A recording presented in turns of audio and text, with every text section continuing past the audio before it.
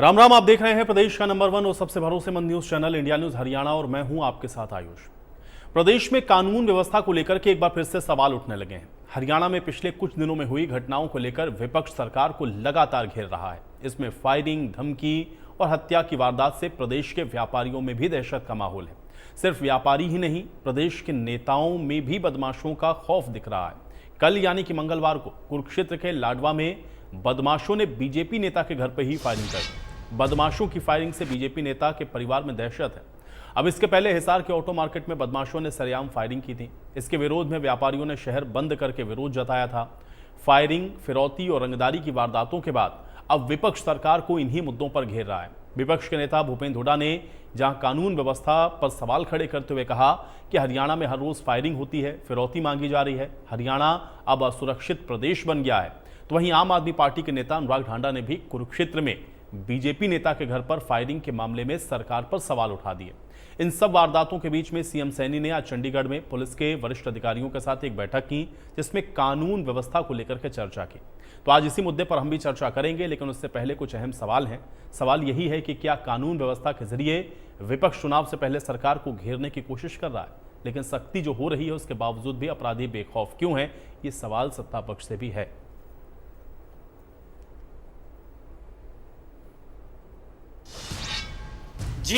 रोज murder हो रहे हैं, रोज फिरौतियाँ मांगी जा रही है। और ये मैं नहीं कह रहा, प्लानिंग कमीशन ने कहा है, केंद्र सरकार ने, कि हरियाणा सबसे असुरक्षित प्रदेश है। हरियाणा में कोई अपने आप को सुरक्षित नहीं महसूस कर रहा। ऐसा प्रतीत होता है सरकार है ही नहीं। रोज मर्डर हो रहे हैं, रोज फिरौतियाँ मांगी जा रही है। और ये मैं नहीं कह रहा, प्लानिंग कमीशन ने कहा है, केंद्र सरकार ने, कि हरियाणा सबसे असुरक्षित प्रदेश है।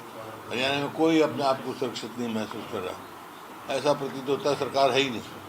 जैसा आपको पता है कि आजकल पूरे प्रदेश में पुलिस का या सरकार का राज नहीं चल रहा है, बल्कि हरियाणा में जंगल राज स्थापित हो गया है, जिसमें कानून के दायरे से बाहर निकल करके पूरे हरियाणा के अंदर इस तरह की घटनाएं हो रही हैं जो हरियाणा की सरकार को शर्मसार करने के लिए काफी हैं। हरियाणा फिरौतीबाजों का सेफ हेवन बन गया है। जगह जगह पर फायरिंग की घटनाएं हो रही हैं। ऐसा लगता है मानो फिल्म की शूटिंग चल रही हो। इस तरीके के वीडियोस पिछले कई दिनों में हमने देखे और ऐसी घटनाएं हुई जिसमें ओपन फायरिंग करके व्यापारियों के मन में भय पैदा करने की कोशिश की जा रही है और उसके बाद उनसे फिरौती मांगी जाती है। देखिए, हमारे टाइम में कानून व्यवस्था बहुत अच्छी है। हाँ, मैं ये मानता हूँ कुछ घटनाएं घटी, लेकिन हमने कभी आज तक किसी को बख्शा नहीं, उसके खिलाफ सख्त से सख्त कार्रवाई करने का काम हमने किया। पहली सरकारों में अपराधियों को आशीर्वाद प्राप्त होता था सरकार का ही, लेकिन इस सरकार में कभी भी किसी भी अपराधी को सरकार का आशीर्वाद नहीं है, बल्कि उसके खिलाफ कार्रवाई से बैठे कुछ कहा नहीं। अब चुनाव के मैदान में चुनाव आने वाले हैं और चुनाव भी 3 महीने बाद है। आज अपराधी मुक्त है। किसी के मकान, दुकान पे, कोठी, मकान, दुकान, खेत, फैक्ट्री, उद्योग में कोई कब्जा नहीं है। पूर्व की सरकार में ठेका हुआ करता कब्जों का, आज प्लॉट पे कब्जा, 500 पे कब्जा, उद्योग पे कट रहा है, उद्योगपति जा रहा है। मैं ये तो कह सकता हूँ कि क्राइम कभी रुका नहीं है। क्राइम ना कभी को कैम खत्म नहीं कर सकता, पर अपराध के भारतीय जनता पार्टी ने लगाम लगाया है। कोई अपराधी किसी राजनीतिक के घर के आसपास नहीं है, ना उन्हें कोई बैठाता है, ना उनसे कोई संबंध रखता है। अगर कोई क्राइम करता है उसके खिलाफ कार्रवाई होगी। जो भी लोग हैं उनके खिलाफ कार्रवाई है, उनको पकड़ने का काम करता है। आपको दिखाते हैं कि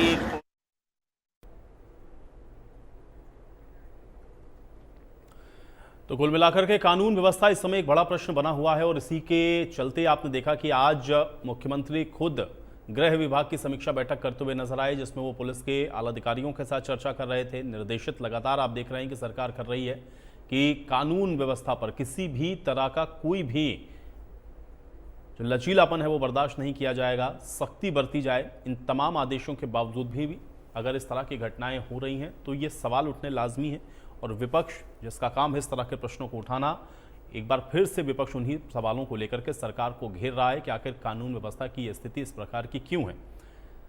कहीं रंगदारी मांगने के मामले हैं, कहीं नेताओं के घर के बाहर फायरिंग करने के मामले हैं, कहीं सरेआम गोली मार देने का मामला है। इस तरह की जो घटनाएं घटित हुई हैं वो जाहिर है कि कानून व्यवस्था को लेकर के बड़े प्रश्न चिन्ह खड़ी करती है और इसीलिए इसको लेकर के जो सवाल हैं वो लगातार उठ रहे हैं। लेकिन हरियाणा की कानून व्यवस्था को लेकर के विपक्ष भी अब पूरी तरह से हमलावर है और इसलिए भी ये प्रश्न और ज़्यादा इस समय आप देख रहे हैं कि गरमा रहा है, क्योंकि अब चुनावों में भी अधिक समय नहीं है और कानून व्यवस्था हमेशा एक बड़ा मुद्दा होता है चुनावों में, क्योंकि जो भी प्रदेश के अंदर रह रहा है वो अपने आप को सुरक्षित महसूस करना चाहता है और इसलिए लॉ एंड ऑर्डर की सिचुएशन जितनी बेहतर है उतना ही बेहतर आप ये कह सकते हैं कि जो प्रदेश है वो उन्नति के रास्ते पर अग्रसर हो पाता है।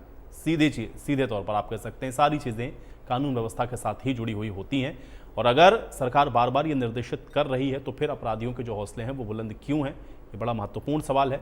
और सरकार को जिस तरह से घेर रहा है विपक्ष, अब आने वाले चुनावों में कानून व्यवस्था कितना बड़ा मुद्दा बनेगा ये भी देखना उतना ही दिलचस्प होगा। तो दावे सबके अपने अपने हैं, क्योंकि विपक्ष का ये कहना है, खासतौर से कांग्रेस पार्टी जो कि प्रमुख विपक्षी पार्टी है, भूपेंद्र हुड्डा बार बार इस बात को कहते हैं, हर मंच से इस बात को कहते हैं कि प्रदेश के अंदर जो कानून व्यवस्था है वो पूरी तरह से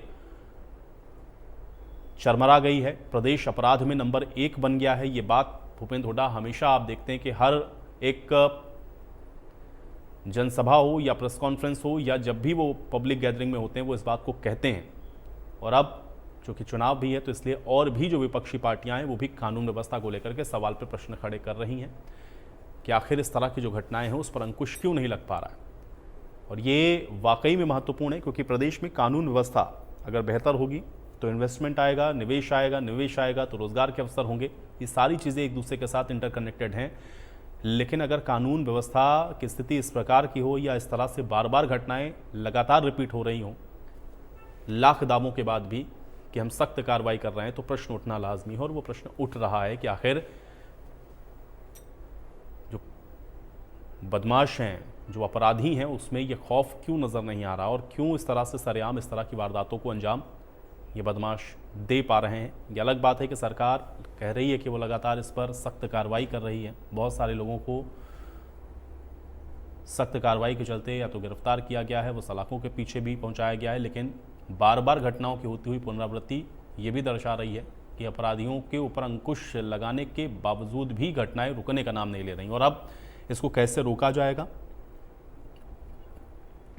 जैसा कि मैंने पहले भी कहा कि कानून व्यवस्था एक बड़ा विषय होता है, हर बार एक बड़ा प्रश्न होता है कानून व्यवस्था को लेकर के। तो अगर इस बार भी वैसी ही स्थितियां या वैसी ही परिस्थितियां प्रदेश के अंदर बनेंगी तो लाजमी है कि इस बार भी चुनावों में एक बड़ा मुद्दा कानून व्यवस्था का रहेगा। अब उसको कैसे काउंटर करेगी मौजूदा सरकार, ये देखना होगा। और दूसरा यह है कि सुरक्षा, चूँकि बहुत महत्वपूर्ण विषय है, प्रदेश के अंदर रहने वाले आम नागरिकों की सुरक्षा की जो जिम्मेदारी है वो निश्चित तौर पर सरकार की है। और अगर उसमें इस तरह से आप देख रहे हैं कि घटनाओं की जो पुनरावृत्ति हैं वो प्रश्न ज़रूर खड़े करती हैं और सवाल हैं, चूँकि व्यापारियों से चाहे रंगदारी मांगने का प्रश्न हो या फिर सरेआम फायरिंग के मामले हों, हत्या की वारदातें हों, ये तमाम चीज़ें आप देख रहे हैं कि लगातार हो रही हैं। और अब तो आप ये भी कह सकते हैं, क्योंकि बीजेपी के विधायक के घर के बाहर ही अगर आप देखें या बीजेपी नेता के घर के बाहर ही आप देखें किस तरह से फायरिंग हो जाए, तो जाहिर है कि एक बड़ा प्रश्न कानून व्यवस्था को लेकर के उठता है। और कल आपने देखा कि इसको लेकर के आम आदमी पार्टी के जो वरिष्ठ प्रदेश उपाध्यक्ष हैं अनुराग ढांडा, उन्होंने तंज भरे लहजे में या कटाक्ष करते हुए एक शायरी के माध्यम से भी आपने देखा कि उन्होंने एक एक्स पर पोस्ट किया था जिसमें कानून व्यवस्था को लेकर के वो सरकार को घेर रहे थे। और आज फिर मीडिया के सामने भी उन्होंने कानून व्यवस्था को लेकर के सरकार को घेरा है कि आखिर प्रदेश में जो सुरक्षा का माहौल है वो कैसे सरकार देगी, जबकि सरकार का दावा यह है कि वो लगातार कानून व्यवस्था की स्थिति को बेहतर कर रही है और लगातार इसके जो प्रयास हैं वो किए जा रहे हैं, क्योंकि अपराधियों के खिलाफ सरकार सख्ती से कार्रवाई कर रही है। ये बात सरकार के द्वारा लगातार आप देख रहे हैं कि कही जा रही हैं, चाहे मंत्रियों के द्वारा आप देखें या बीजेपी की तरफ से ऑफिशियली भी आप देखें कि कानून व्यवस्था को लेकर के बातें कही गई। और आज भी मुख्यमंत्री, चूँकि अब गृह विभाग की आज समीक्षा कर रहे थे, कानून व्यवस्था को लेकर के आज मुख्यमंत्री ने अधिकारियों के साथ चर्चा की है। लेकिन ग्राउंड पर अब देखेंगे कि इसका जो असर है वो और कितना बेहतर तरीके से देखने को मिलेगा, क्योंकि सुरक्षा सबसे महत्वपूर्ण प्रश्न किसी भी राज्य के लिए है।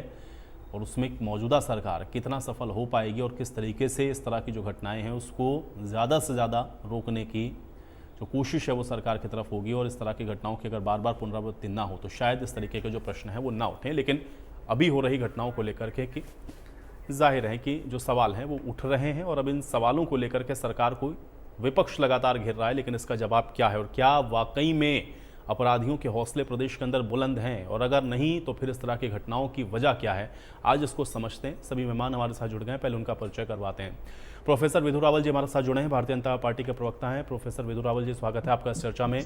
मनीष खटाना जी हमारे साथ, कांग्रेस पार्टी के प्रवक्ता हैं। मनीष खटाना जी, आपका भी स्वागत है। अजय चौधरी जी हैं हमारे साथ, जननायक जनता पार्टी के प्रवक्ता हैं। अजय चौधरी जी, आपका स्वागत है। और रजत पंजेटा जी हमारे साथ, इंडियन नेशनल लोकदल के प्रवक्ता हैं। रजत पंजेटा जी, आपका भी स्वागत है। विधु रावल जी, आपसे चर्चा की शुरुआत करूंगा, क्योंकि अभी हम लोग सुन रहे थे, मूलचंद शर्मा जी भी वही बात कर रहे थे, और बहुत सारी जब कानून को लेकर के सवाल, कानून व्यवस्था को लेकर सवाल होते हैं तो ये कहा जाता है कि सख्ती से हम निपट रहे हैं, अपराधियों के खिलाफ हम कार्रवाई कर रहे हैं, जो कि पूर्व की सरकारों में नहीं होती थी। लेकिन फिर भी जो घटनाएं हो रही हैं, जो तस्वीरें हम लोग देख पा रहे हैं, उस पर प्रश्न उठना लाजमी, और विपक्ष भी ये सवाल बार बार उठा रहा है कि कानून व्यवस्था की जो स्थिति है वो दिनों दिन खराब हो रही। कैसे इसको देखा जाए, विधु रावल जी? आयुष जी, आपको नमस्कार, और आपके माध्यम से इंडिया न्यूज देख रहे सभी दर्शकों को और हमारे जो साथी पैनलिस्ट हैं उनको भी नमस्ते। मैं उम्मीद कर रहा हूँ मेरी आवाज ठीक ठाक है। जी जी जी। देखिए, भारतीय जनता पार्टी ने पहले दिन से ही 2014 में जब से हम सत्ता में आए तब से ही अपराध की कमर तोड़ी है। जिस प्रकार से अपराध हरियाणा के अंदर पॉलिटिकल एफिलिएशंस में यानी राजनीतिक संरक्षण में चला करता था, वो हम देखा करते थे कि राजनीतिक लोग जो हैं वो संरक्षण किया करते थे अपराधियों का। आज वो विपक्ष में बैठकर जो प्रेस कॉन्फ्रेंस कर के बता रहे हैं कि लॉ एंड ऑर्डर सिचुएशन क्या है, जब एक के बाद एक गैंगस्टर्स पर कार्रवाई हुई। किस प्रकार का माहौल था कि लोग रिपोर्ट नहीं करने जाया करते थे अपराधियों। हमने जो है जनता के बीच में ये विश्वास पैदा किया कि वो जो है जाकर रिपोर्ट करें अपराधियों। और जिस तरह के आप इंसिडेंट्स बता रहे हैं, इस प्रकार के इंसिडेंट्स जो है पहले बहुत सारे हुआ करते थे। आप ही लोग जो है उसको रिपोर्ट किया करते थे, अखबारों की सुर्खियां बना करते थे। आप कहेंगे तो मैं एक के बाद एक वो कर दूंगा, अगर उसमें समय आप नहीं नष्ट करना चाहते। नहीं, वो मुझे भी पता है, इसीलिए तो मैंने कहा ना, क्योंकि भाई ये प्रश्न तो हमेशा उठता रहा कानून व्यवस्था को लेकर के, और तब जब आप विपक्ष में थे तो आप मौजूदा सरकार पर सवाल उठाते थे। आज वही प्रश्न आपके लिए, अगर आप ये कह रहे हैं कार्रवाई हो रही, तो पिछली सरकार भी कहती थी हम कार्रवाई कर रहे हैं, बदला क्या है? क्योंकि आपने कहा था ना कि हम सरकार बनाएंगे तो प्रदेश में कानून व्यवस्था को हम बेहतर करेंगे, तो फिर स्थितियां कहां बदली? हाँ, वही मैं बताना जा रहा था कि एक बड़ी जो चीज जो बदलाव हुआ कि राजनीतिक संरक्षण जो है वो खत्म हो गया। उल्टा जो है राजनीतिक जो लोग, जो सत्तासीन लोग हैं, वो दुश्मन लगने लगे गैंगस्टर्स को। ये एक बहुत बड़ा बदलाव आया है। और ये केवल मैं यहाँ पर एक जेनरिक स्टेटमेंट देखकर चला जाऊं ऐसे नहीं है। किस प्रकार से आंकड़े बताते हैं बहुत सारे, कि मैं एक एक करके आंकड़ा बता सकता हूँ। बहुत सारे गैंग जो ऑपरेट करते थे हरियाणा के अंदर, उनकी कमर तोड़ी गई है। किस प्रकार से एक वो हिमांशु भाऊ गैंग जो है खूब चला करता था, एक नीरज फरीदपुरिया गैंग जो है वो खूब चला करता था, राकेश उर्फ काला जो गैंग था, काला खेमपुरिया गैंग जो है वो चला करता था, रोहित गोदारा एक गैंग है वो चला करता था, अनमोल बिश्नोई भानु प्रताप गैंग जो है वो चला करता था, एक कपिल नंदू गैंग था। इन गैंग्स की कमर तोड़ी गई है स्पेशल टास्क फोर्स हरियाणा द्वारा है। और ये केवल यही नहीं, हम आंकड़ों के तहत ये बता सकते हैं कि 124 इन्हीं गैंग्स के जो गैंगस्टर्स हैं उनको हमने अरेस्ट किया है। बहुत सारे तो विदेश में जाकर हमने जो एक इनका एक एक्सरसाइज करते हैं, यहाँ पर बैठकर जो है उग्राही करते हैं, और फोन कॉल जो आती है विदेशों में आती है, हमने विदेशों में भी इंटरपोल की मदद भी ली है, और भी जो विदेशी एजेंसीज है उनके साथ लाइजनिंग करके प्रयास करके हमने ये किया है कि उन लोगों को यहाँ वापस लाए हैं। और ये हमने कामयाबी हासिल की है। जो इंटर स्टेट जो क्राइम हुआ करता था उसमें भी हरियाणा पुलिस जाकर, चाहे राजस्थान की बात हो, चाहे महाराष्ट्र की बात हो, चाहे बिहार की बात हो, वहां पर भी जो क्राइम करके चले जाया करते थे और यहाँ पर भी लिंक होता था, उसमें कामयाबी हरियाणा की पुलिस को मिल रही है। याद करें एमएलए को जो है धमकी भरे जो है फोन कॉल आया करते थे, और वो एक स्टेट नहीं, तीन स्टेट्स के एमएलए को आए थे, लेकिन उनको पकड़कर कौन मुंबई से लेकर आया? हरियाणा की पुलिस लेकर आई। याद कीजिए, पूरे पंजाब को घूम के आरडीएक्स जो है 258 किलोमीटर दूर जो है वो उधर पाकिस्तान के बॉर्डर से निकलते हुए जो है अंबाला के रास्ते घुसा, अंबाला से पीछे उसको ट्रेस किया गया और करनाल जाकर उसको पकड़ लिया गया आरडीएक्स समेत जो है। तो विदुर रावल जी, जब अपराधियों को इतना हमने डाटा पकड़ा। आप बता रहे हैं, जब इतनी कार्रवाई को आप यहां पर भी गिनवा रहे हैं, तो फिर ये जो घटनाएं हम लोग देख पा रहे हैं, इसका कारण क्या है? क्योंकि इस कार्रवाई के बाद तो कम से कम इस पर भी अंकुश लगना चाहिए था। ये तस्वीरें क्यों देखने को मिल रही हैं? ये घटनाएं रोज क्यों घटित हो रही हैं फिर? देखिए, मैं बार बार इस बात को कहता हूँ और ईमानदारी से बात कहता हूँ कि ये जो अपराध के खिलाफ कार्रवाई है, ये एक सतत प्रक्रिया है। जिस प्रकार हम रोज सुबह ब्रश करते हैं, रोज जो है हमारे कीटाणु फिर रात को उत्पन्न हो जाते हैं, फिर सुबह जो है ब्रश करना पड़ता है, ये इस प्रकार की है। लेकिन बड़ी बात यह है कि उन कीटाणुओं को, या यूं कहें कि उस प्रकार के अपराधियों को संरक्षण मिला करता था हरियाणा में। हरियाणा में जो बड़े बड़े नेता जो हैं, वो अपनी रैलियों में, अपने मंचों पर उनको बिठाया करते थे, और वो नामी लोग थे, कुछ तो कोर्ट के पीओ थे। और मैं जब ये बात कह रहा हूं तो आपके पैनल पर बैठे लोग समझ गए होंगे किन किन का नाम ले रहा हूं। उनके जो तत्कालीन लोग जो बड़े पदों पर बैठे थे, उनकी रैलियों में वो उनके साथ मंच पर बैठे हुए हैं जो कोर्ट के पीओ हैं, जो भगोड़े हैं, जो रिवॉर्डेड क्रिमिनल्स हैं। हम क्या कर रहे हैं? हमने पिछले साल 110 रिवॉर्डेड क्रिमिनल्स को पकड़ा है। मैं गैंगस्टर्स की अलग बात कर रहा था, इसके अलावा जो रिवॉर्डेड क्रिमिनल्स, उससे पिछले साल जो है 79 क्रिमिनल्स को हमने रिवॉर्डेड पकड़ा है। इसके अलावा जो हमने एक और माहौल बनाया है, सीजर ऑफ जो है इलीगल आर्म्स है, जो इलीगल आर्म्स हैं वो एक्टिविटी कम की है। एक बात और मैं कहकर पूरी करूंगा अपनी बात, जो क्राइम अगेंस्ट विमेन है, ये एक बड़ा चिंता का विषय था हरियाणा के लिए। हमने ऑर्गेनाइज्ड क्राइम की बात कर ली, लेकिन ये पक्ष छूट जाता है। क्राइम अगेंस्ट वुमेन में हमने कहा कि हम ये this far and no further, इसको बर्दाश्त नहीं करेंगे।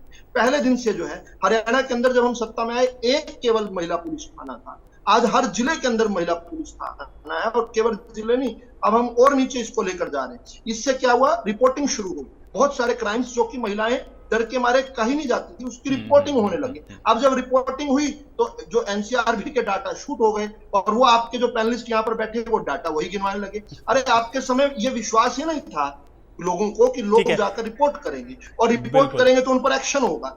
और एक और बात, अंतिम बात कह रहा हूं मैं, कि ये कहना किसी अपराधी का और आकर टीवी कैमरा पर कहना कि भाई मुख्यमंत्री के आवास पर जाकर डील करके आ गया हूं, ये हरियाणा की जनता को डराया करती है। ठीक है, आपने कहा कि आपने ऑर्गेनाइज क्राइम को भी खत्म किया और ये एक सतत प्रक्रिया, उस पर हम काम कर रहे हैं। मनीष जी, फिर ये प्रश्न क्यों है कानून व्यवस्था को लेकर? मनीष खटाना जी,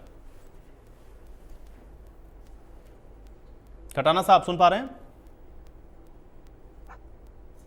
मनीष जी, मुझे लग रहा है शायद म्यूट हैं, आप अनम्यूट करें, एक बार बात रखें। आ रही है सर आपकी आवाज? जी जी जी।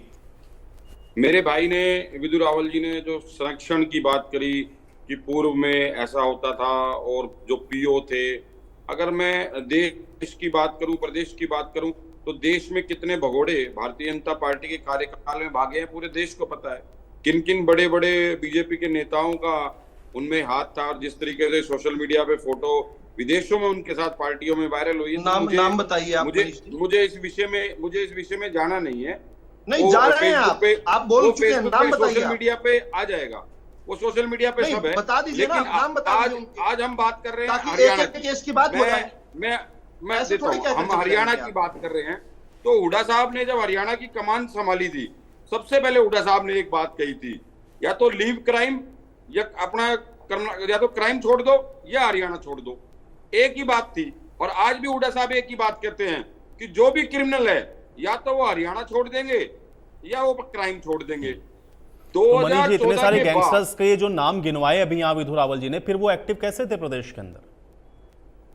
अगर वो हरियाणा छोड़ने का एक सफल संदेश दे रहे थे भूपेंद्र हुड्डा, तो वो कैसे थे प्रदेश के अंदर फिर, और वो गैंग कैसे ऑपरेट कर रहे थे? देखिए, हर साल जो होते हैं, 2 साल में, 4 साल में नए नए गैंग पनप जाते हैं। हुड्डा साहब के कार्यकाल से पहले जितने भी गैंग थे, वो सारे के सारे या तो वो एनकाउंटर हुए, या वो जेल में गए, या उन्होंने हरियाणा छोड़ दिया। 2014 के 2-4 के नाम बताइए प्लीज, 2-4 के नाम बताइए प्लीज।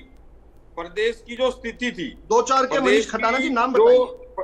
नहीं बताएंगे, सारे बताएंगे। प्रदेश की जो स्थिति थी, चाहे बहादुरगढ़ की बात कर लीजिए, अभी दीपेंद्र हुड्डा जी वहां पर गए, जिस तरीके से दिन दिहाड़े डकैती, दिन दिहाड़े एक्सटॉर्शन, दिन दिहाड़े मर्डर, यहां तक कि कांग्रेस के विधायकों को भी धमकी दी गई। जब जनप्रतिनिधि, जनता के चुने हुए जनप्रतिनिधि अपने आप को सेफ महसूस नहीं कर सकते, तो हरियाणा की जनता कैसी? और खुद खट्टर साहब का बयान था कि मैं 2 करोड़ हरियाणवी को सुरक्षा नहीं दे सकता, हर व्यक्ति के पीछे एक व्यक्ति नहीं खड़ा सकता, 50,000 पुलिस वाले हरियाणा की रक्षा नहीं कर सकते। ये तो खट्टर साहब का बयान था, ये कोई मेरे बयान थोड़ी है। जब प्रदेश के पूर्व मुख्यमंत्री इस तरीके के बयान देते हैं तो प्रदेश की जनता, जहां पर चुने हुए नुमाइंदे और कांग्रेस के विधायकों को धमकी आई, कांग्रेस के विधायकों ने नहीं खटाना जी, ये बात तो ठीक है, ये तो अब आपकी सरकार बन जाएगी तब भी आप हर एक शख्स के पीछे तो पुलिस खड़ी नहीं करेंगे। हाँ, लेकिन क्राइम को खत्म कैसे करना है ये तो आप लोगों को सोचना पड़ेगा। जो सत्ता में उसका काम है कि वो क्राइम ना होने दे, लेकिन ये भी तो साथ में है ना कि भाई देखिए क्राइम, मनीष जी ईमानदारी से बताइए, क्राइम आपके समय में भी हो रहा था, इनके समय में भी हो रहा था। जब आपकी सरकार थी तब आप वही बात कहते थे जो आज विधु रावल जी कह रहे हैं। आज क्राइम रेट, आज का क्राइम रेट देखो ना सर, आज क्या महिलाएं सुरक्षित हैं, क्या व्यापारी? तो वही तो उन्होंने बताया, आपने महिला थाने तो बनाए नहीं, आपने महिला थाने तो बनाए नहीं, तो जो महिलाएं थी जो जा नहीं पाती थी, रिपोर्ट नहीं कराती थी, वो रिपोर्ट कराया, वो शूट कर गया वो डाटा जो आप लोग एनसीआरबी का देते हैं। सबसे बड़ा जो क्राइम बढ़ने का जो रीजन है वो है बेरोजगारी। हरियाणा में 2014 के बाद सबसे बड़ा जो बेरोजगारी दर पूरे देश में आया वो हरियाणा में आया। युवाओं को नशे की ओर धकेला गया, युवाओं को बेरोजगारी की ओर धकेला गया। जिन व्यक्तियों को, जिन युवाओं को जब काम नहीं मिला, जो नशे के चपेट में आ गए, तो वो क्राइम की ओर बढ़ गए। सरकार की सीधे सीधे इसमें हिस्सेदारी है। सरकार अगर संज्ञान लेती, अगर सरकार हरियाणा के युवाओं के लिए रोजगार के अवसर प्रदान करती, तो हरियाणा का युवा आज विदेशों में थोड़ी पलायन करता। कोई अमेरिका में जाकर ट्रक चला रहा है, कोई दूसरी देशों में जा रहे हैं। जहां पर लड़ाई चल रही है वहां पर भी हरियाणा का युवा जाने को तैयार है, क्योंकि हरियाणा में बेरोजगारी दर बढ़ गई। हरियाणा में कोई निवेश आया है तो इनसे पूछ के बताओ। हरियाणा में क्राइम का रेट बढ़ा है और हुड्डा साहब ने के राज में हरियाणा प्रति नहीं, लेकिन वही तो प्रश्न पूछा ना मनीष जी। आप मुझे बताइए, आपने ये कहा कि भूपेंद्र हुड्डा ने कहा कि या तो हरियाणा छोड़ दो या हम आपको जो है प्रदेश में रहने नहीं देंगे। आप ये बताइए ना, बड़ी कार्रवाई भूपेंद्र हुड्डा के समय में क्या की थी आप लोगों ने? नाम बता दीजिए, कुछ गैंगस्टर ऐसे हों जिनकी रीढ़ तोड़ने का काम आपने किया हो, क्योंकि विधु रावल जी तो नाम गिनवा रहे हैं। हुड्डा साहब के टाइम में जितनी भी गैंगवार थी, जो हुड्डा साहब के कार्यकाल से पहले थी, आप उनका अगर डाटा अगर आप 2 मिनट दोगे तो मैं पूरा डाटा आपको दे दूंगा, नाम के साथ दे दूंगा। ठीक है। पिछले 10 साल के हुड्डा साहब के कार्यकाल में एक भी ऐसी घटना घटित नहीं हुई जो आज घटित हो रही है। आज खुलेआम व्यापारियों से रंगदारी मांगी जा रही है, खुलेआम। और वो जाकर अगर एसपी से मिल भी लेते हैं तो दोबारा फोन नहीं, ये तो चिंताजनक विषय है ना मनीष जी, इसीलिए तो आज हम लोग बैठे हैं चर्चा करने के लिए। लेकिन मैं आपको समय दे रहा हूं, आप एक बार वो डाटा लिए, क्योंकि फिर विधु रावल जी आपसे वही पूछेंगे। मैं तब तक जेजेपी का रुख करता हूं, मैं अजय जी का रुख कर रहा हूं। अजय जी, कानून व्यवस्था को लेकर के क्या आपको लग रहा है कि वाकई में समय चिंताजनक स्थिति है प्रदेश के अंदर? अजय जी। आयुष जी, सबसे पहले तो आपको नमस्कार और आपका चैनल सुनने वाले हरियाणा के सभी साथियों को मेरा नमस्कार। निश्चित रूप से कानून व्यवस्था का जनाजा हरियाणा प्रदेश में निकला हुआ है, और इसका इससे बड़ा उदाहरण क्या होगा कि 4 जून को हिसार के महिंद्रा शोरूम के मालिक के 3 हमलावरों ने 30 गोलियां राउंड फायर करके 5 करोड़ की फिरौती मांगी थी। उसमें आज तक पुलिस के हाथ खाली। और निराशाजनक बात यह है कि 4 दिन पहले जब हिसार और हांसी के सभी व्यापारी भाइयों ने अपने प्रतिष्ठान और दुकानें बंद की और ये दिखाया, विरोध प्रदर्शन किया कि हरियाणा प्रदेश में कानून व्यवस्था का जनाजा निकला हुआ है, तो उन्हीं शोरूम मालिक के वहां पर आज ईडी की रेड करा दी गई कि आप सरकार की पोल क्यों खोल रहे हैं, क्यों आप ये दिखाना चाहते हैं कि कानून व्यवस्था चरबराई हुई। इससे बड़ी आश्चर्यजनक की बात क्या होगी कि उसको अपराधियों को पकड़ने की बजाय, उसको सुरक्षा मुहैया कराने की बजाय उसके वहां पर ईडी की रेड हो जाती है। और शायद आपको पता नहीं कि हांसी के एक मैं नाम बताता हूँ, रविंदर सैनी नाम के हीरो होंडा के एजेंसी के मालिक, जो उस विरोध प्रदर्शन में अग्रणी भूमिका निभा रहे थे, आज शाम को 7 बजे उसके गोलियां मार करके हत्या कर दी जाती। तो ये सब बातें दिखाती हैं कि अपराधियों के हौसले किस तरह से बुलंद हैं। दूसरा, अभी मैं भारतीय जनता पार्टी के प्रवक्ता को सुन रहा था, बड़ी लंबी लंबी बातें उन्होंने कही कि हमने सत्ता में आने के बाद ऑर्गेनाइज्ड क्राइम को खत्म कर दिया, हमने उस समय जो नेताओं के संरक्षण में अपराधी पनपते थे उनको खत्म कर दिया। मेरे भाई, मैं पूछना चाहता हूं कि रोहतक से रमेश लोहार कौन है? जाने माने गैंगस्टर जिन पर 50 मुकदमे हैं और वो चीफ मिनिस्टर के मंचों की शोभा बढ़ाते हैं। मैं आपसे ये भी पूछना चाहता हूं कि रोहतक की जो चेयरपर्सन है, इसकी अपने जिला परिषद की चेयरपर्सन है मंजू हुड्डा, उनके पति जो राजेश हुड्डा हैं वो कुख्यात गैंगस्टर हैं और वो आपके मंचों की शोभा बढ़ाते हैं। तो अपराधियों को संरक्षण कौन दे रहा है? ये लोग हरियाणा प्रदेश भली बात जानते हैं। तीसरी बात अजय जी, आपने कहा- अजय जी, तो ये पता आपको 4.5 साल के बाद चला? सर आज आप 4.5 साल की बात का पता करने के लिए बैठे हैं, तो आज हरियाणा में हालात हो रहे हैं उन पर चर्चा करने के लिए बैठे नहीं, हैं। मैं तो ये प्रश्न आज आपसे हरियाणा पूछूंगा में ना भाई, आप उस सत्ता में भागीदार थे, अगर आप प्रश्न तो उठाएंगे तो आपके ऊपर भी उंगली उठेगी। तो अगर आप ये जो कह रहे हैं कि वो मंच साझा कर रहे थे तो आपको उसी समय हरियाणा विरोध करना चाहिए था, जिनका नाम आप ले रहे हैं। आपको तुरंत विरोध करना चाहिए था, आपको ये कहना चाहिए था कि अगर आप गैंगस्टर्स को संरक्षण देंगे हम आपके साथ सत्ता में नहीं रहेंगे। आज जो गोली मारी गई, जननायक जनता पार्टी सत्ता में नहीं है, हालात आज की चर्चा हो रही है। मैं आज के नहीं, आप ये कह रहे हैं ना कि वो गैंगस्टर आप नेताओं के साथ बैठता था, मंच साझा करता था, वो हमारे मंच की शोभा नहीं बढ़ा रहे थे। आज जो तो आपको विरोध तो करना चाहिए था ना। सत्ता में रह करके आपने नहीं किया, जब सत्ता से बाहर आ गए तब आप विरोध कर रहे हैं। तो ये प्रश्न आपके लिए भी होगा, क्योंकि आप उस सत्ता के भागीदार थे। हम सत्ता के भागीदार थे, गैंगस्टर हमारे मंच पर नहीं चढ़े। तो आपने विरोध किया उस वक्त, आपने विरोध किया अजय जी। जननायक जनता पार्टी ने विरोध किया जब वो मंच पर चढ़े थे, जिसके भी मंच पर चढ़े थे, आपने विरोध किया कि नहीं किया? थे ही नहीं, वो भारतीय जनता पार्टी के चीफ मिनिस्टर के मंच पर इनके साझेदार रहे। अरे भाई, भारतीय जनता पार्टी के सत्ता में आप भी भागीदार थे। वो भारतीय जनता पार्टी के चीफ मिनिस्टर नहीं, साझा सरकार के चीफ मिनिस्टर थे, वो प्रदेश के चीफ मिनिस्टर थे। अगर आप ये आरोप लगा रहे हैं तो आपको उस समय विरोध करना चाहिए था अजय जी। अगर उस समय नहीं करके आज आप उस बात को इंगित करेंगे तो प्रश्न आपके ऊपर भी उठेगा, प्रश्न आपके ऊपर भी उठेगा। सही है, आप जो भी बात कर रहे हैं मैं उसका खंडन नहीं कर रहा हूं, मैं ये कह रहा हूं कि आपने उस समय विरोध क्यों नहीं किया। वो आपके मंच पर थे नहीं थे, आपके मुख्यमंत्री के मंच पर तो थे ना, आप उस सत्ता में भागीदार थे। कोई पार्टी अपनी पार्टी में, ये उनका अंदरूनी मामला, गैंगस्टर को शामिल करे, हम क्यों कहेंगे? आज ये कह रहे कि हमारे समय में, आज ये कहते हैं कि हाँ हमारे समय में भी ऐसा हो रहा है कि हम गैंगस्टरों को संरक्षण दे रहे हैं, तो मान लेता। आज ही आपके सामने गिरा रहे हैं कि हमने तो गैंगस्टरों को संरक्षण नहीं किया, तो मैंने उदाहरण स्वरूप ये बातें आपको बताई। तीसरी बात मैं आपको कहूंगा कि जैसा कि भारतीय जनता पार्टी के प्रवक्ता अभी कह रहे थे कि महिला थाने खोले गए, बिल्कुल निश्चित रूप से आपका प्रयास था, महिला थाने प्रदेश में खोले गए। लेकिन मुझे कहते हुए दुख और पीड़ा का अनुभव होता है कि एनसीआरबी के डाटा के मुताबिक पिछले वर्षों की तुलना में इस वर्ष भी महिलाओं पर रेप के जो मुकदमे हैं वो बढ़ करके जो रिपोर्टेड हुए हैं वो 16,743 हुए। यही मैं बता रहा था, ये इसी डाटा के ऊपर जो है कूदेंगे। ये डाटा जनरेट हुआ है, ये लोगों में हमने विश्वास जताया कि आप जाकर रिपोर्ट करिए, रिपोर्ट करेंगे तो डाटा होगा। नहीं अजय जी, वही बात तो उन्होंने कही ना कि हमने महिला थाने खोले तो वो रिपोर्ट हो गया, पहले वो रिपोर्ट ही नहीं होते। उसका अफसोस नहीं है। आप बीच में डिस्टर्ब क्यों करें? मुझे बात तो रखने दीजिए। ये फिर दबाने की बात है जो मेरे भाई कह रहे हैं कि डाटा बढ़ा क्यों? मैं यही बात इसलिए बढ़ा कि लोगों में विश्वास आया कि क्राइम के खिलाफ रिपोर्ट करेंगे तो कार्रवाई होगी। आपके समय नहीं था ये विश्वास, इसलिए लोग रिपोर्ट नहीं करते थे। जगाया बहुत सारे लोग रिपोर्ट नहीं करते थे। अभी भी जहां जहां आपके प्रदेशों में सरकार है, जहां आप थोड़े दिनों पहले मर्दों की सरकार चला रहे थे राजस्थान में, मर्दों के प्रदेश बता रहे थे, महिलाओं के खिलाफ क्राइम करने वालों को तो सुशोभित करते थे। आपकी सरकार नहीं यही प्रश्न है ना, यही तो जो सत्ता में है वो यही पक्ष रखता है। ठीक बात है, लेकिन यही मूल प्रश्न यही है कि भाई इसको रोकना तो पड़ेगा ना, ये कहने से तो काम चलेगा नहीं। पंजेटा जी, मेरी बात पूरी होने दीजिए। जल्दी से कंप्लीट करें, मैं पंजेटा जी का रुक कर रहा हूं।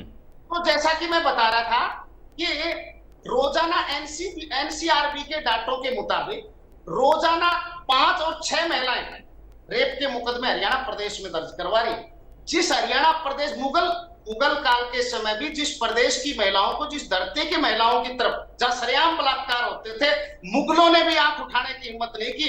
आज उस हरियाणा प्रदेश को इन्होंने बलात्कारियों की भूमि बना दिया है। आज उस हरियाणा प्रदेश को इन्होंने गैंगस्टरों की भूमि बना दिया है और टीवी पर बैठ करके प्रवचन देने लगे कि हमने तो नहीं ठीक है, गैंगस्टर बलात्कारियों की ये भूमि बन गया है, ये सिर्फ आपको 4.5 साल के बाद नजर आया ना, इसलिए तो मैं ये पूछ रहा हूं आपसे। आप उसी सत्ता के भागीदार रहे हैं, 4.5 साल के बाद आपको अगर ये समझ में आ रहा है तो माफ कीजिएगा, नहीं ये तर्क चलेगा नहीं। पंजेटा जी, ऐसा नहीं है कि ये सारी चीजें पिछले 5 या 6 महीने में घटित हुई हैं। नहीं अजय जी 5 या 6 महीने में ये सारी घटनाएं घटित नहीं हुई हैं। आप जो बलात्कारियों का प्रदेश की बात कर रहे हैं, महिलाओं के अपराध की बात कर रहे हैं, ये पहले से भी हो रहा था, आपको उस समय आवाज उठानी चाहिए थी। नहीं अजय जी ऐसे नहीं, आप उस सत्ता में भागीदार नहीं होते तो आपसे मेरा कोई प्रश्न नहीं था।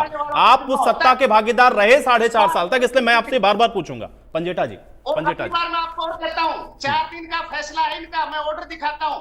आईजी ऑफ हरियाणा, अरे मैं ये कह रहा हूं कि भाई ऐसा नहीं है ना, कि ऐसा तो है नहीं कि अभी 3-4 महीने में सारी जो घटनाएं हैं वो घटित हो गई, उसके पहले प्रदेश के अंदर क्राइम हो ही नहीं रहा था। आईजी मेरी बात सुनो तब ना। पंजेटा जी मैं आपकी बात समझ रहा हूं। मैं ये नहीं कह रहा हूं भाई 3 महीने में 4 महीने में बहुत सारी घटनाएं हुई, लेकिन पहले भी हो रही थी, लेकिन तब आप सत्ता में भी थे, तब आप इसको इसी तरह से डिफेंड करते थे। अब आप बाहर निकल आए तब आप उसकी खामियां बता रहे हैं, ऐसे नहीं होता। आपको तुरंत बाहर आना चाहिए था। उस समय आपने कुछ कहा नहीं। ये प्रश्न जनता भी पूछेगी आपसे। पंजेटा जी, क्या वाकई में आपको लग रहा है कि क्राइम की स्थिति बड़ी चिंताजनक है प्रदेश के अंदर? ये आयुष जी, मुझे नहीं लग रहा। ये अखबारों की सुर्खियां बन रही हैं, और अगर ये कोई तर्क है जो कि कहीं से भी नजर नहीं आता, आज जो प्रदेश में स्थिति है उसके बारे में जब हम चर्चा कर रहे हैं तो बड़ा ही सुविधाजनक ये 10 साल 20 साल पीछे चले गए ताकि आज की चर्चा को किसी तरह डाइवर्ट किया जाए टॉपिक। मैं इनकी जब ये बोलते हैं तभी समझ जाता हूँ कि ये किस दिशा में लेके जाने की कोशिश कर रहे हैं। ये चतुराई नहीं चलेगी। अगर 3 साल की बच्ची के साथ कोई रेप होता है तो आपके महिला थाने खुलने के बाद भी अगर 3 साल की बच्ची के साथ रेप हो रहा है तो ये सरकार की विफलता है, और किसी भी सरकार में हुआ उस वक्त उसके ऊपर जो है प्रश्न चिन्ह जो है वो विपक्ष जो है वो खड़ा करने का काम करता है। आज क्योंकि हम आज की बात कर रहे हैं, 20 साल की बात मैं नहीं करूंगा, मैं इसमें चाल में फंसने वाला नहीं हूं, मैं आज ही की बात करूंगा। अगर एक डीएसपी की हत्या कर दी जाती है फिर कौन जिम्मेवार है? बिश्नोई जी की हुई थी, माइनिंग माफिया ने की थी। अगर एक विधायक को जो कि कांग्रेस के विधायक थे सोनीपत से, 7 जुलाई 2022 की घटना है ये, वो सीधा गवर्नर के पास अपना इस्तीफा देने पहुंच गए थे। अगर एक पार्टी के प्रदेश अध्यक्ष को दिन दिहाड़े गोलियों से भून दिया जाता है, उनके कातिल अभी मैं सुन रहा था गुज्जर जी को, उन्होंने तो उनके कातिलों का तो आज तक नहीं पीछे कौन थे वो पर्दाफाश किया। नाथुराम हलवाई के ऊपर गोलियां चलाई, एक दंपत्ति को सरेआम मार दिया गया। उसके बाद एक एएसआई को क्राइम ब्रांच, जब पुलिस ही सुरक्षित नहीं, आप क्या बात करते हैं? आप क्या क्या क्या तर्क है आज? मतलब एक एएसआई को गोलियों से भून दिया जाता है, डीएसपी सुरक्षित नहीं है, पुलिस ही सुरक्षित नहीं है, और जनता की क्या बात करेंगे आप? उसके बाद अब ये शोरूम पे जो हुई घटना, उसके बाद जो हिसार के अंदर 30-35 गोलियां चला दी। अगर कोई वहां बच्चा, महिला कोई शीशे के पीछे होता, वो अपनी जान से हाथ धो बैठते। उसके बाद जो विरोध प्रदर्शन हुआ पूरे हिसार के व्यापारियों ने किया, अब वो हीरो होंडा के शोरूम के मालिक, उसको गोलियों से भून दिया गया। मतलब विरोध भी नहीं कर सकते आप, है उसके जो करेंगे उसके खिलाफ आप ईडी की कार्रवाई कर देंगे। मतलब बजाय कुछ आपको सहानुभूति देने के, बजाय ये दिखाने के, अपराधियों को पकड़ने की बजाय जिसके ऊपर गोलियां चलाई उसी के ऊपर ईडी की रेड, ये दर्शाता है। ये घटना नहीं है, गुड़गांव के अंदर रोज अखबार उठा के देखिए आप, इससे नहीं भाग सकते आप कि क्राइम रिपोर्ट हो रहा है। क्राइम अगर अगेंस्ट स्टेट है, वो पहले भी रिपोर्ट होता था क्राइम अगेंस्ट स्टेट। अगर किसी बच्ची की बलात्कार हत्या होती है, वो पहले भी मीडिया में रिपोर्ट करती थी, और आज भी होता है। एक मिनट उंगली नीचे करिए, मेरा खत्म नहीं हुआ है अभी। उसके बाद बहादुरगढ़ की घटना होता था ना, जब आप मंचों पर अपने साथ क्रिमिनल्स को बिठाकर रैलियां करते थे, तब क्राइम रिपोर्ट होता था, सामने वाली जनता में कॉन्फिडेंस आता था। ये तो पकड़ कर लेके आए हुए हैं मिथुन रावत जी, आपके मंचों पर। अभी आपके मंचों पर वो भी गिनवा रहे थे ना, अभी देखिए जननायक जनता पार्टी ने भी गिनवाया ना, इसीलिए मैं कह रहा हूं कि यहाँ सबके ऊपर वही प्रश्न है। ठीक है पंजेटा जी, देखिए एक सरकारिया ग्रुप है, उनको पता करिए गूगल करके, अभी देखिए सरकारिया ग्रुप भाजपा को सपोर्ट करता है, किसको सपोर्ट करता है? अंकित नरवाल अपने आगे बीजेपी लिखता है, मैं कुछ नहीं कह रहा, बीजेपी लिखे अच्छी बात है, तो जनता देख ले प्रोफाइल क्या है। उसके बाद बहादुरगढ़ की घटना, उसके बाद टोल टैक्स के ऊपर हत्या की घटना, गुरुग्राम की घटना, यमुनानगर लाडवा की घटना, अभी जो कल की घटना हुई है, उसके बाद सबसे असुरक्षित प्रदेशों की सूची में जब आई पिछले साल, तब हरियाणा नंबर 1 पे कैसे पहुंच गया, क्राइम अगेंस्ट वुमेन में नंबर 2 पे कैसे पहुंच गया। अभी ये बोल रहे थे एनसीआरटी का डेटा, क्राइम रिपोर्ट हो रहा है, क्राइम अगेंस्ट स्टेट पहले भी रिपोर्ट होता था, आज भी होता है। आपसे पहले ऑनलाइन एफआईआर रिपोर्टिंग की सुविधा आ गई थी, आपके आने के बाद ही महिला थाने पहले भी थे। ये अकेला ये नहीं है कि भाजपा की सरकार में है, ये बोलते हैं थाने आपने खोल दिए, आपने खोले थे महिला थाने, बच्चियों आपके समय ऑनलाइन एफआईआर होती थी नजरों में। एक मिनट, क्या बोली जा रहे हो आप? मुझे मैं नहीं बीच में आपको इंटरप्ट नहीं करना चाहता, लेकिन कुछ तो सेंस बोलो, कुछ तो एक तो सेंस वाली बात कहो कोई। पंजेटा जी चुप। मैंने ये बोला है कि भाजपा सरकार आने से पहले ऑनलाइन एफआईआर रिपोर्टिंग, मैंने ये कब कहा कि आपकी सरकार में थे क्या? आपकी सरकार में एक भी महिला थाना था तो बता दो कहां था, किस तहसील में, किस जिले में, किस जगह पर था? पूरे हरियाणा में एक भी महिला थाना था क्या? नहीं, वो ये कहना है 2014 से पहले शुरू हो गया था। वो अपने समय की बात ही नहीं कर रहे।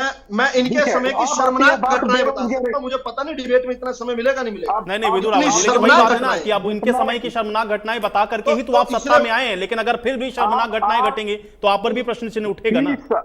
तो ये केवल घटनाओं पर आप नहीं उन है। घटनाओं को बता करके ही सत्ता में आए कि भाई प्रदेश में कानून व्यवस्था बढ़िया नहीं है, हम आएंगे तो बढ़िया करेंगे, लेकिन आज वही प्रश्न आपके लिए खड़े हो गए विदुर रावल जी। मैं तो एक्शन बता रहा हूँ ना आयुष जी, मैं तो एक्शन भी तो बता रहा हूँ जो एक्शन। आज चलिए आप इनकी बात पूरी कर लीजिए, लेकिन ये घटनाओं में समय न नष्ट करें।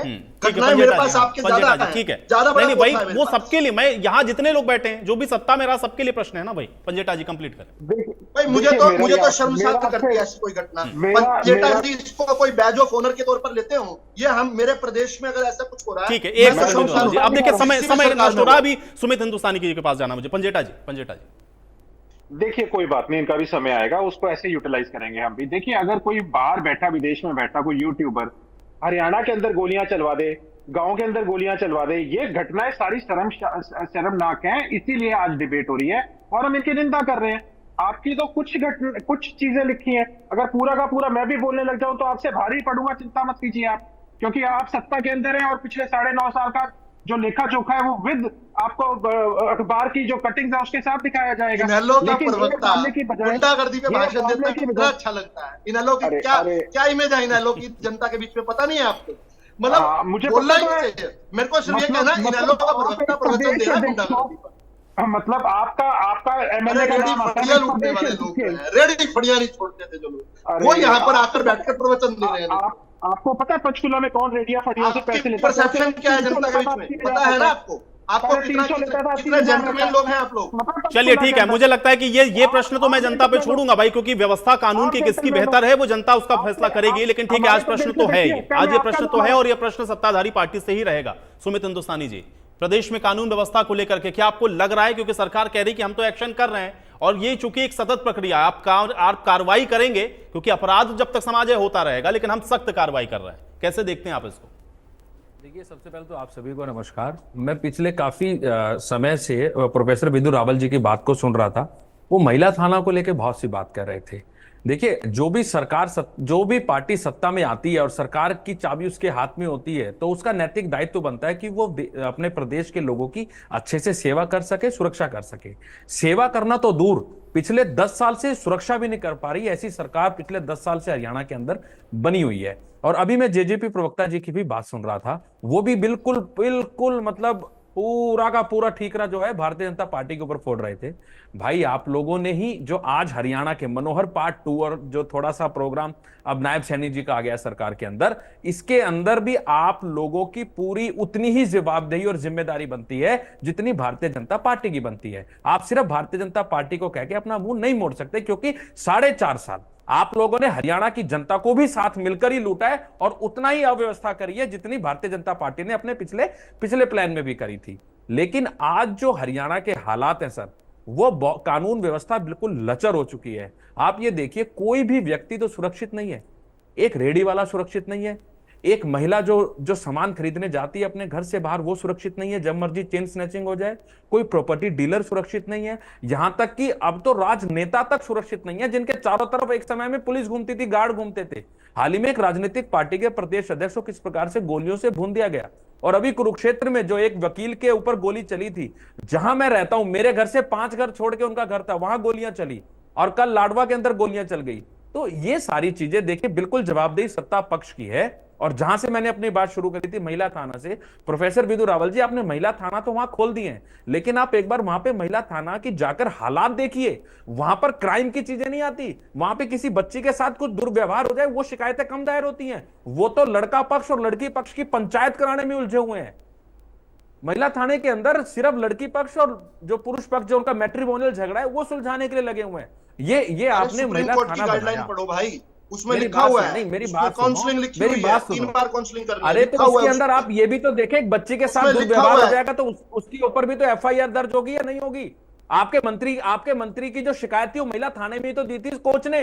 जब आपके पूर्व मुख्यमंत्री और आज के समय में जो केंद्रीय मंत्री बने बैठे, उन्होंने सदन में कहा था कि मैं नहीं लूंगा इस्तीफा नहीं लूंगा, वो महिला थाने की तो पहली रिपोर्ट थी। तो महिला थाने का क्या औचित्य रह जाता है आपकी राजनीतिक पार्टी में, बताओ। और आपकी सरकार में क्या कहना उस महिला थाना? चलिए कुल मिलाकर प्रश्न सत्ता पक्ष नहीं है, मैं जवाब लेता हूं। विदुर रावल जी जवाब दीजिए।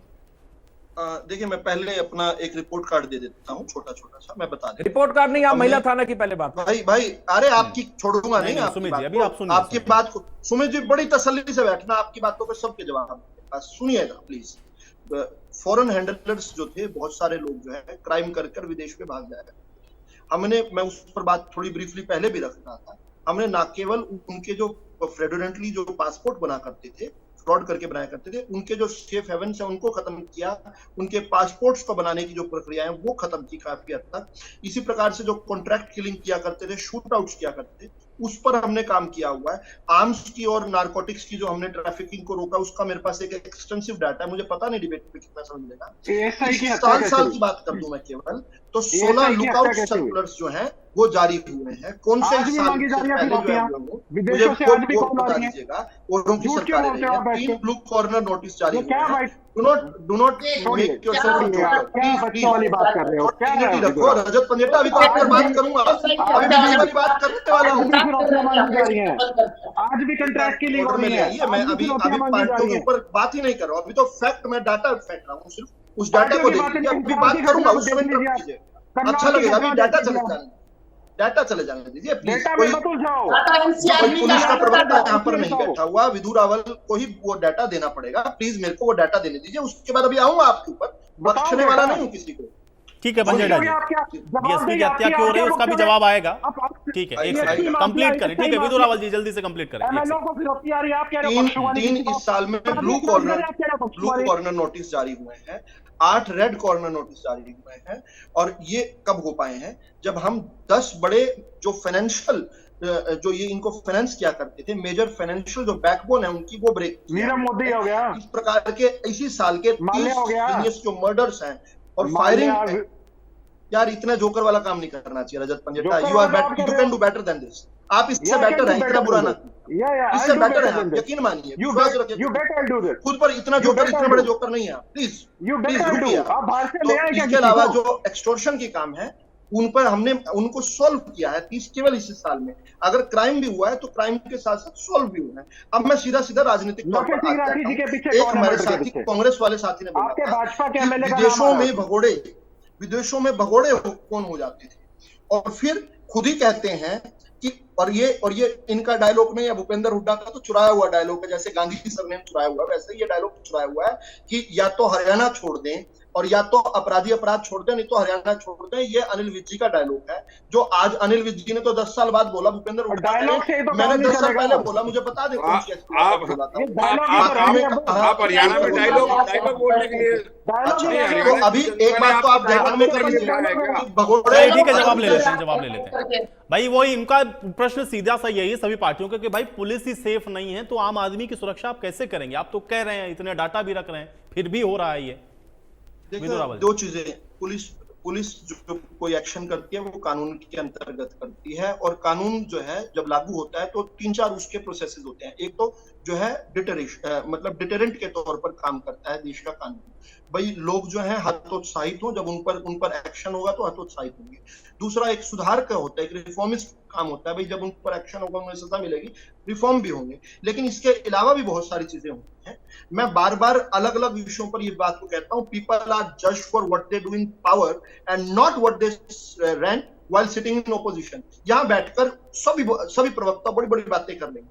जब ये पावर में थे या आज जहां ये पावर में है, उसके साथ अगर कंपेयर नहीं करेंगे तो बात अधूरी रह जाएगी। ऐसा करेंगे जैसे ये तो भाई जीत चाहता हूं, तेरे लिए चांद तारे तोड़ लाऊं, फिर सोचता हूं तुम उनका करोगी क्या, वो वाली बात हो गई। इनके समय में क्या होगा? हरियाणा का क्राइम तो यूपी के साथ कंपेयर हो रहा है। आम आदमी, रजत जी आपको आपके पास आने वाला हूँ, आपकी बात करने वाला हूँ, नहीं हुए टाइम वेस्ट कर रहे हो आप। एक और किसी प्रवक्ता को मेरे बाद मौका मिल जाएगा, आप टाइम वेस्ट कर रहे हो और कुछ नहीं कर रहे। आपके बारे में बात करूंगा, बिल्कुल रोकना मुझे, बोलूंगा मैं, बिलीव करो मुझे यार, आपको पता नहीं नैलो से कितना प्यार करता हूं मैं। रुक जाइए। तो आम आदमी पार्टी के प्रवक्ता ये कह रहे हैं जब सरकार सत्ता में आती है, इनकी आवश्यकता है क्या? आपको तो आयुष जी ने सवाल पूछ लिया ना, 4.5 सरकार में रही। चलो, तो आम आदमी पार्टी वाले कह रहे थे भाई हमारे कि जो भी सरकार सत्ता में आती है उसका दायित्व होता है जनता को सुरक्षा देना। तो जहां जहां पर आम आदमी पार्टी की सरकार आई है वहां ये किया होगा। एक स्टेट में इनके पास यार, ये तो पुलिस है, दिल्ली में आप कुछ लगता सवाल है कि देने से बच रहे हो। आप हरियाणा में बात करो ना। आप नहीं सवाल- नहीं, बात अब- सही अब है, पता लेकिन चल ये गया भी तो बताना पड़ेगा ना, क्योंकि आप आप तो सवाल जनता देने के से बीच ना में चोर हिंदुस्तानी की जी, दाढ़ी में तिनका आ गया सुमित हिंदुस्तानी जी, आ जनता गया के ना, बीच में चोर जब की आप दाढ़ी में जाएंगे तब आप तो तिनका। यही इनको कहेंगे ना पता कि भाई है। हमारी सरकार ले आओ, हम आपको इससे मुक्ति दिला देंगे। लेकिन भाई तो उसका जहां पर- विजन क्या है ये जहां तो पर आपको गलती बताना से- पड़ेगा। दिल्ली में तो आप बच जाते हैं कि आप पुलिस नहीं है आपके पास।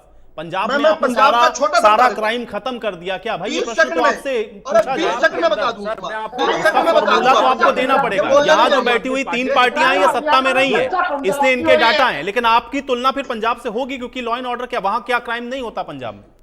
वहां कौन सा फॉर्मूला आपने अप्लाई कर दिया है? क्राइम हर नहीं जगह हो होता। रहा नहीं, है। नहीं। ठीक है, अभी सुनिए आयुष जी सुनिए नहीं होता। अभी सुनिए हिंदुस्तानी जी, अरे सुनिए नहीं होता विदुर रावल जी। हाँ, जो मैं आपकी हालात- बात बोल रहा हूँ। जो- अरे जो- रुक तो जाओ मैं भाई, आपको आपकी नहीं बात नहीं हिंदुस्तानी जी, भाई आप जब जनता के बीच में जाएंगे फॉर्मूला लेकर के जाइएगा, बताइएगा कि हम ऐसा खत्म कर देंगे और फिर उसको मैं- करके दिखाइए। क्राइम अभी नहीं पंजाब में होता। करके दिखाइए। बता देता हूं, 3 महीने कैसे 3 महीने में आपके एक भी चैनल क्राइम पे बता होना नहीं चाहिए पंजाब के अंदर, वो डाटा लेकर के जाइएगा। एक सेकंड सुनिए अभी विदुर रावल जी। सिर्फ क्राइम नहीं होता। आप ठीक कह रहे हैं कि क्राइम नहीं होता। क्या सुमित हिंदुस्तानी बिल्कुल ठीक कह रहे हैं। पंजाब में क्राइम नहीं होता, क्राइम का बाप होता है। क्राइम वहां पर किस प्रकार से सिद्धू मूसेवाला की घटना के बारे में तो अधिक बताने की आवश्यकता नहीं, किस प्रकार से बर्बरता से एक दिन पूरा शोकेस करके कि उससे सुरक्षा हटाएगी और अगले दिन उस पर शूट आउट करवाया गया। और जिस नौशाद प्रकार सिंह से राठी जी- शिवसेना के नेता का और दिन नौशाद दहाड़े सिंह कत्ल राठी जी- किया गया। अरे टोल पर खड़ी स्कूल बस को लूट लिया, टोल पर खड़ी स्कूल बस को लूट लिया, एसएचओ का हाथ काट दिया, थाने पर अटैक कर दिया और ले लिया। पुलिस का जो हेडक्वार्टर है, अरे यार ये क्या अजय चौधरी मजाक कर रहे हो? अटैक किया था वो तुम्हारे, जिसने थाने पे अटैक किया था वो हिंदुस्तानी जेल बोलता हो तो में, अच्छा लगता वो है। जेल अजय में। अजय का क्या मतलब है? अरे वो जेल में नॉनसेंस बात है। हमारा मुख्यमंत्री मनोहर लाल खट्टर की तरह इस्तीफा नहीं लूंगा, इस्तीफा नहीं लूंगा चिल्लाता ये नहीं ऐसे है। ना ऐसे नहीं सदन चलती के है बात, अंदर। अपने समय बोलना होता है। सुमित ऐसे ही हिंदुस्तानी चलती अभी है। अभी इनमें ऐसे से ही कोई चलती एक चीज है। मैंने मैं गलत बताता बोली हो हूं, तो बता दो। मैं बताता हूं। एक चीज मैंने आपका गलत, प्रदेश आप अपने अध्यक्ष सब ने पे एक बार बता एक लियो, लड़की- अभी मुझे आपके बताने को प्रदेश कहा। के नहीं नहीं लड़की सुमित को जी, अभी सुमित मुझे जी भाई बताने को सुनिए, कहा। ठीक है इस्तीफा लूंगा नहीं लूंगा, लेकिन क्राइम बहरहाल भारतीय क्राइम तो जनता ऐसा नहीं कि आपने पार्टी जीरो के- कर भारतीय दिया, जनता पार्टी के जीरो कोई नहीं नेताओं कर को पाया, लाइसेंस जीरो कोई नहीं मिल कर जाता पाया। है। कार्रवाई महिला बेहतर कौन शोषण कर रहा है, करने चर्चा इसी पर करनी पड़ेगी। जीरो कोई नहीं कर सकता, इनालो वाले आइडियल साथी नहीं हो हैं सकती हमारे। कोई चीज। नहीं, भारतीय जनता इन्हें आयुष जी मुझे नहीं बात बता ठीक दीजिए, है, मैंने वो भारतीय प्रश्न जनता पूछा भाई, पार्टी आप को भी वही लाइसेंस कह के देगा, आएंगे कोई भी सत्ता में, किसी को मनीष जी भी नहीं वही सत्ता में कह के आएंगे, पंजेटा जी भी वही सत्ता में कह के आएंगे और अजय जी भी वही कह के आएंगे। लेकिन कोई जीरो कर दे इसकी गारंटी दे दे यहां पर बैठ के कि होगा ही नहीं, एक तिनका भी नहीं होगा, एक गोली भी नहीं चलेगी, ऐसा होगा नहीं ना। जवाब लीजिए विदुर रावल जी। बेरोजगारी और नशे की बात भी आपकी डिबेट में उठी है, मुझे लगता है इसका जवाब जरूर जाना चाहिए जनता को पास आपके माध्यम से। देखिए बेरोजगारी के आंकड़े में बार बार डिबेट रखता हूं। कांग्रेस से 1.5 गुना अधिक रोजगार हमने उतने ही पीरियड में दे चुके हैं और लगभग दुगना हो जाएगा जब तक हमारा रहेगा। मैं इतना ही कहना चाहता हूं आज की इस विषय पर। लेकिन नारकोटिक्स पर जो नारकोटिक्स वाला जो विषय है, या यूं कहें जो नशे के अंदर जो युवा जाता है, उसको लेकर हमने 3 प्रॉम्प्ट एक्शन किया है।